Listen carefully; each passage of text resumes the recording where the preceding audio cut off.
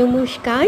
আজকে কিছু বেঁচে যাওয়া বাড়ির কিছু বেঁচে যাওয়া জিনিস দিয়ে আমি আজকে একটা মিষ্টি বানাবো। খেজুর, আমন্ড বাদাম, কলা, তার সাথে সুজি, সামান্য ময়দা আর একটু দুধ, ফুটানো দুধ। ওটা মিক্সার গ্রাইন্ডারে মিক্স করে নেব। তারপরে সুজি আর ময়দা মিশিয়ে ওটা একটু অল্প করে মেশাবো, আর তাতে একটু দুধও দেবো।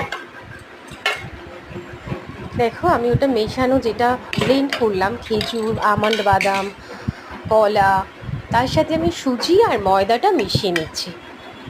হাফ কাপ মতো, কাপের মধ্যে ময়দা সুজি মিশিয়ে নিলাম।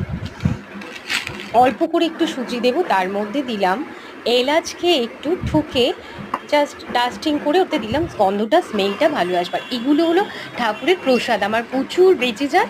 সেই কিশমিশ আর বাতাসা দিলাম, চিনি দিলাম না, দরকার নেই, এটা স্কিপ করতে পারেন, কারণ অলরেডি খেজুরে প্রচুর মিষ্টি, কলায় মিষ্টি আছে, যারা মিষ্টি ভালোবাসেন না দরকার নেই এটা দেওয়া। একটু খাবার সোডা দিলাম। আর এটা স্কিপ করতে পারেন আপনারা, এটা রোয়াবজা শরবত ছিল, আমি জাস্ট গোলাপের একটা স্মেল আসবে বলে দিলাম, এটা তোমরা স্কিপ করতে পারো, এটা প্রয়োজন নেই। তো এটা একটু আমি মিশিয়ে নিয়েছি। এইবার ভালো করে মিশিয়ে নিলাম। দেখো এরকম থিকনেসটা আসবে, ঠিক এরকম আসবে, সেই মালপো বানানোর যে থিকনেস ঠিক ওরকম হবে।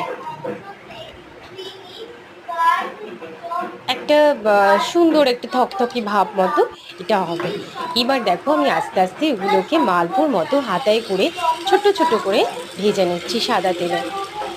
হালকা করে ভাজবো, গ্যাসের আঁচটা লো টু মিডিয়ামে দিয়ে রাখবো, খুব বেশি জোরে দেবো না, তাহলে পুড়ে যাবে, উপরটা পুড়ে যাবে, কাঁচা একটু সিমে রাখলেই বেশি ভালো হয়।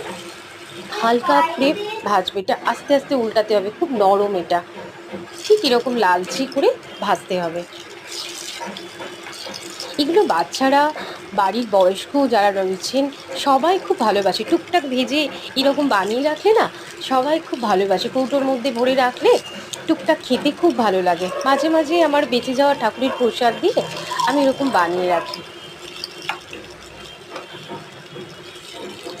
আস্তে করে উল্টে নিতে হবে, তারপর দেখো এরকম লালচে করে ভেজে নিয়ে আমি তুলে নেব। একদম শিম আছে, ধিম আছে, ভেজে নেব। এগুলো ঠাকুরের পুজোর ক্ষেত্রে, গোপালকে প্রসাদের ক্ষেত্রেও আমরা দিতে পারি। এগুলো করে দেখলে টুকটাক, বেশি খাটনিও না, বাড়ির যেগুলো বাড়িতে রইলো সেগুলো দিয়েই আমি একটা ভালো মিষ্টি বানালাম। রসে ফেলার দরকার নেই, এরকম ভাজাই গরম গরম খাওয়া যাবে। টাটা।